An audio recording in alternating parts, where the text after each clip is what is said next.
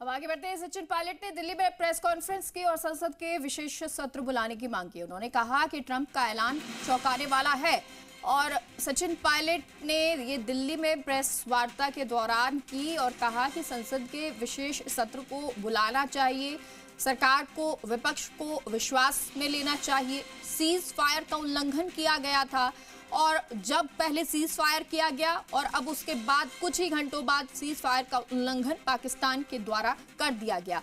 और एक बात जो विपक्ष ये जानना चाहता है कि आखिर तीसरा देश या ट्रंप के द्वारा ऐलान किया गया ये चौंकाने वाला है। पिछले 24 घंटों का जो घटनाक्रम है बहुत तेजी से बदला है और हम सबको बड़ा आश्चर्य हुआ जब सीज फायर की जो घोषणा है वो अमेरिकी राष्ट्रपति ने करी। ये शायद पहली बार हुआ है कि इस प्रकार की सीज फायर की घोषणा सोशल मीडिया के माध्यम से अमेरिका के राष्ट्रपति करते हैं। और जो उन्होंने अपने सोशल पोस्ट पर लिखा है उस पर भी हमको ध्यान देना चाहिए। भारत और पाकिस्तान के बीच जो मसला है उसका अंतर्राष्ट्रीयकरण करने का जो एक ये नया कदम हम लोगों ने देखा है ये बहुत आश्चर्यजनक है। और कांग्रेस पार्टी बहुत लंबे समय से इस मांग को करती आई है कि हम लोगों को पार्लियामेंट का एक विशेष सत्र बुलाना चाहिए। आप सबको याद होगा 1994 में कांग्रेस की सरकार में सर्वसम्मति से एक प्रस्ताव पारित किया था जहां पर पीओके को वापस लेने की सहमति संपूर्ण संसद के सभी सदस्यों ने एक स्वर में ली थी। 1994 का जो रेजोल्यूशन है समय आ गया कि उसको हमें दोबारा दोहराना चाहिए। सीजफायर की घोषणा के बाद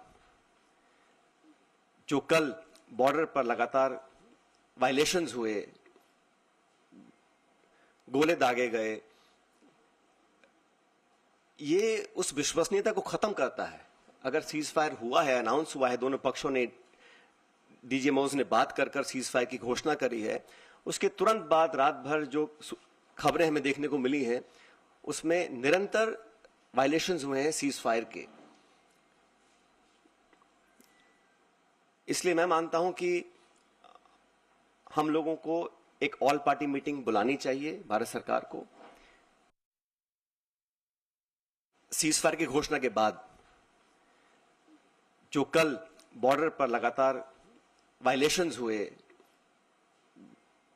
गोले दागे गए, ये उस विश्वसनीयता को खत्म करता है। अगर सीज फायर हुआ है, अनाउंस हुआ है, दोनों पक्षों ने डीजे मौज ने बात कर सीज फायर की घोषणा करी है, उसके तुरंत बाद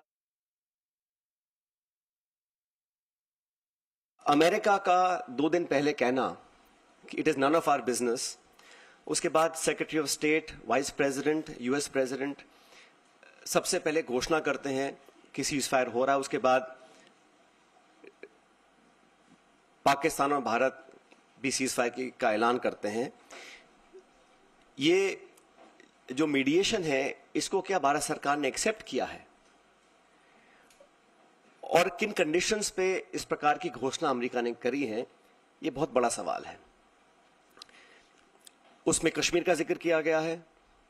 सेक्रेटरी स्टेट ने बोला है कि एक न्यूट्रल साइट पर कश्मीर के मुद्दे को, और कितना गलत अमेरिका के राष्ट्रपति जी ने कहा कि हजारों साल पुराना ये मुद्दा है। वो भूल गए कि 76 साल पहले ये एक ही देश था, कोई मसला नहीं था, लेकिन उन्होंने कश्मीर के मुद्दे को उठाया। और मुझे लगता है कि ये इंडिया पाकिस्तान को हाइफनेट करने की दोबारा कोशिश की गई है।